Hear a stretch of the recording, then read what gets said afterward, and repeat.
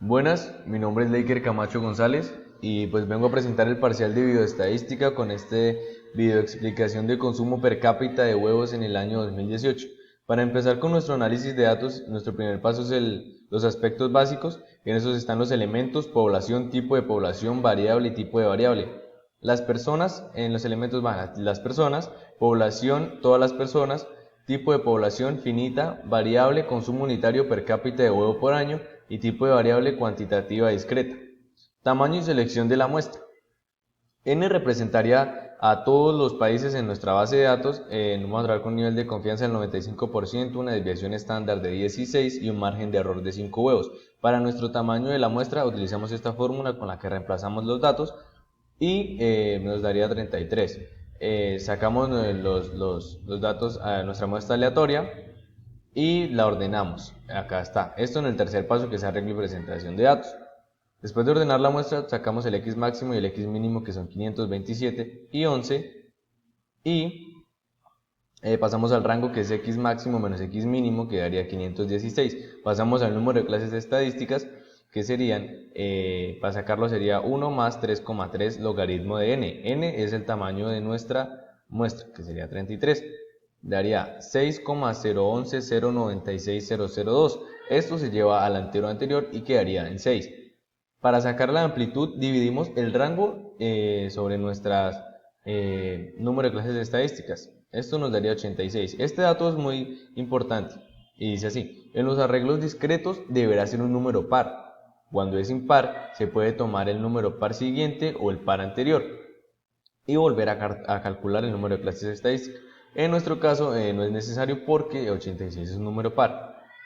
Aquí tenemos en nuestro paso número 4, que es la tabla de frecuencias, y acá tenemos el número de clases estadísticas, los intervalos de las clases estadísticas, la frecuencia relativa y la frecuencia relativa en porcentajes. Es importante que a la hora de sumar nuestras frecuencias deberá darnos nuestro número, nuestro tamaño de muestra.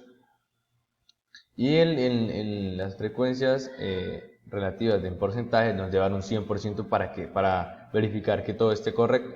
La marca de clase sub i, la frecuencia acumulada, la frecuencia relativa acumulada, también en porcentajes fi por x sub i, y acá tenemos x sub i menos la media elevado al cuadrado por f sub i.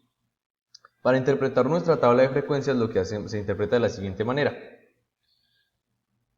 17 países, eso que está acá, representan un consumo de huevos entre 11 y 97 unidades y representan el 51,5% de la muestra.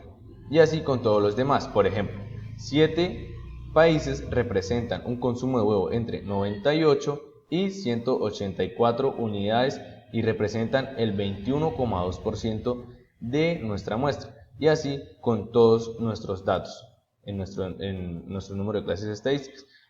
Nuestra tabla de frecuencias también nos va a servir para nuestras gráficas, que sería en el paso número 5. Empezamos con un histograma que, a diferencia, bueno, hay que tener un dato muy claro, que es que cuando la variable es cuantitativa discreta, el histograma, las barras no van pegadas, van separadas.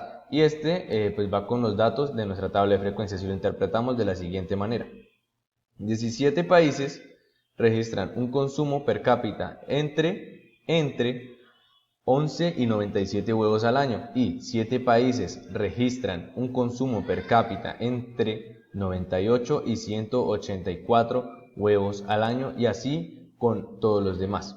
Pasamos a otra gráfica, que sería la ojiva. Esta se maneja en porcentajes y no va entre, sino más bien sería así: el 0% de los países registran un consumo per cápita por debajo de los 11 huevos, y así con todos los demás. Este es en porcentaje y por debajo.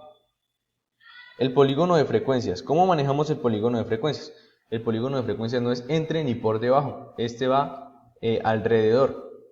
La interpretación de nuestro polígono de frecuencias, que también va con los datos de nuestra tabla de frecuencias, va de la siguiente manera: 17 países registran un consumo per cápita alrededor de 54 huevos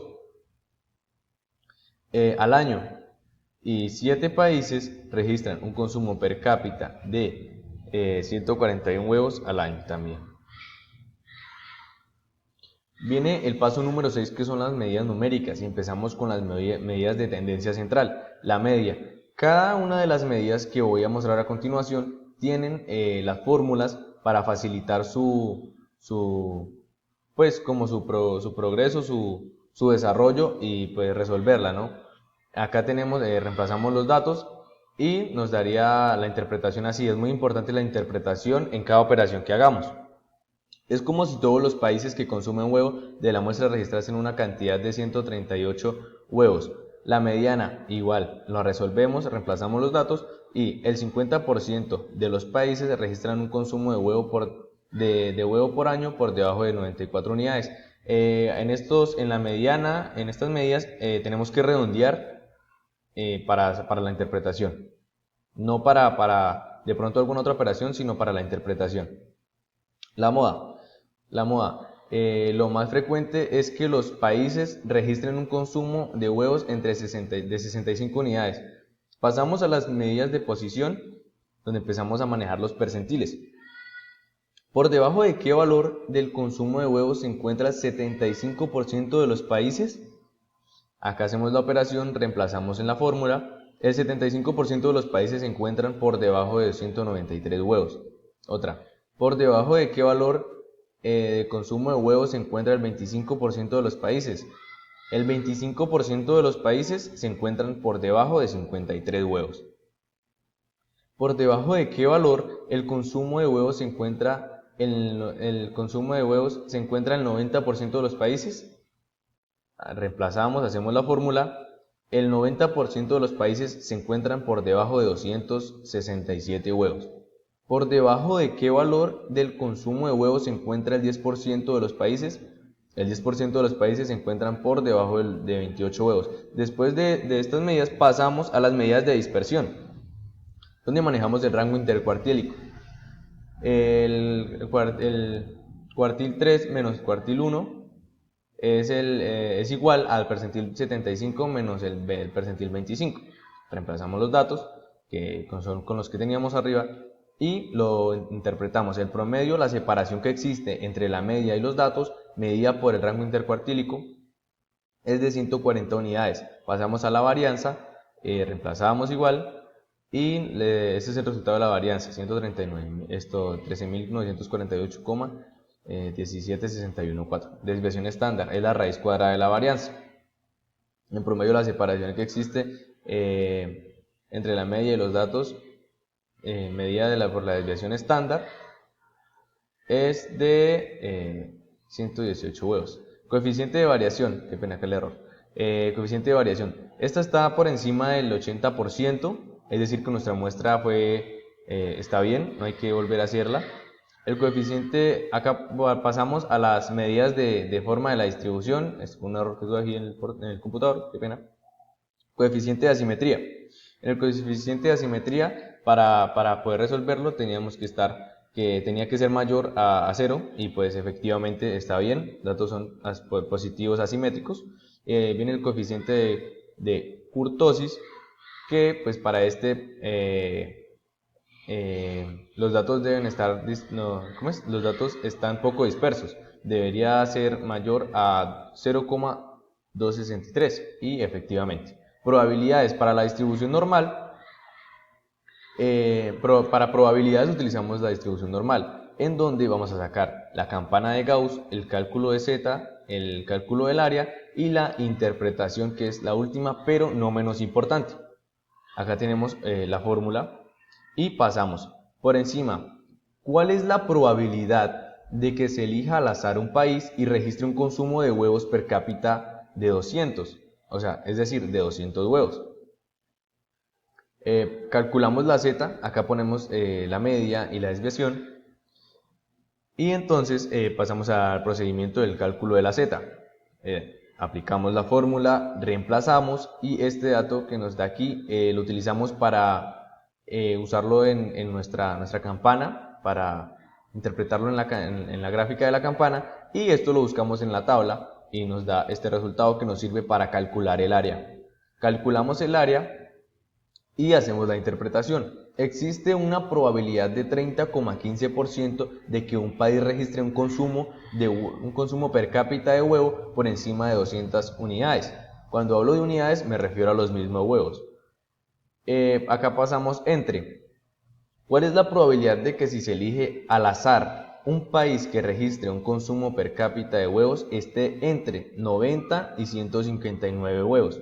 Hacemos el procedimiento, pero acá cambia un poco. Al ser entre, pues ya tenemos los dos datos en el que tenemos que buscar que estén los países. ¿Y cuál es la probabilidad de que esté entre esos dos datos? Calculamos la z, buscamos en las tablas, estos datos nos sirven para interpretar acá en la gráfica, y con estos buscamos el área, y existe una probabilidad de 22,29% de que en un país que registre un consumo, per cápita de huevos entre 90 y 250 huevos. Ahora, pasamos al que es por debajo, y entonces la pregunta se podría decir de esta manera: ¿cuál es la probabilidad de que si elegimos un país al azar registre un consumo per cápita de huevos por debajo de 330 huevos? Calculamos la z, reemplazando la fórmula, y en nuestro cálculo de z utilizamos este dato para hacer nuestra gráfica, y para calcular el área. Interpretamos y sería, existe una probabilidad de 94,74% de que un país registre un consumo per cápita de huevo por debajo de 330 huevos. Los intervalos de confianza. Acá tenemos nuestros datos y resolvemos el mu que está con esta fórmula, reemplazamos y la interpretamos. Estamos un 95% seguros de que el consumo per cápita de huevos en el año 2018 está entre 98 y 179 huevos, porque es un intervalo de confianza. Pasamos a la prueba de hipótesis, donde miramos que podemos tomarlo de esta manera. Un estudio, o sea, las hipótesis son como testimonios que no son realmente, ya están resueltos, sino son como casos en los que podríamos trabajar para ver si son ciertos o no. Un estudio reciente afirmó que el consumo per cápita mundial de huevo por habitante es de 145 huevos, a un nivel de significancia de 5%. ¿Se puede creer en el estudio? Pues tomamos los datos, formulamos la hipótesis, hipótesis H sub 0, que no existe diferencia entre la significativa entre la mediana poblacional y la media muestral del consumo per cápita de huevo por país, y el H sub 1, que es la media muestral del consumo per cápita de huevo, es mayor que la media poblacional. Hacemos nuestra fórmula, seleccionamos nuestro nivel de significancia y lo buscamos en la tabla y calculamos el dato estadístico. Aquí también están las fórmulas. Realmente es algo que es más de reemplazar. Tenemos que buscar, mientras tengamos las fórmulas se nos facilita mucho el trabajo. Y después de esto, una regla de decisión: se acepta el H sub 0, de lo contrario se rechaza y se acepta el H sub 1. Tenemos que 0,23 pues, es menor a esto, 0,323 es menor que 1,645. Cae en la región de aceptación. Tomamos la decisión y podemos concluir que no existe diferencia significativa entre la media poblacional y la media muestral. Bueno, este es pues mi análisis de datos, y espero les sirva de algo, esté correcto. Y pues gracias profesor y gracias compañeros. Hasta luego.